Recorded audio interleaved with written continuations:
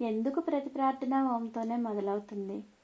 ఓం జపించినప్పుడు మన చైతన్యం విశ్వ చైతన్యంతో కలుస్తుంది. అదే మనం దేవుడితో మాట్లాడే మొదటి భాష.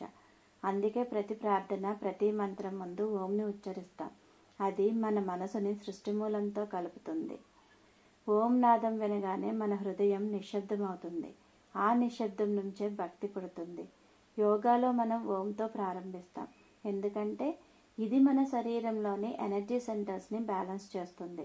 శ్వాస, మనసు, శరీరం ఈ మూడింటిని ఒకటిగా కలుపుతుంది. ధ్యానం ముందు ఓం అంటే మన మనసును బయట ప్రపంచం నుండి లోపలికి తిప్పడం, మనలోని ఆత్మ వైపు ప్రయాణం మొదలవుతుంది. మంత్రం ముందు ఓం అంటే ఆ మంత్రానికి జీవం ఇవ్వడం. ఓం లేకుండా మంత్రం శబ్దం మాత్రమే. ఓంతో మంత్రం శక్తి అవుతుంది. ఓంకారం అంటే ఆరంభం. ప్రతి ప్రార్థన మొదలుపెట్టే ముందు మన జీవన శక్తిని గుర్తు చేసుకోవడం. పూర్తి వీడియో కోసం డిస్క్రిప్షన్లో లింక్ క్లిక్ చేయండి.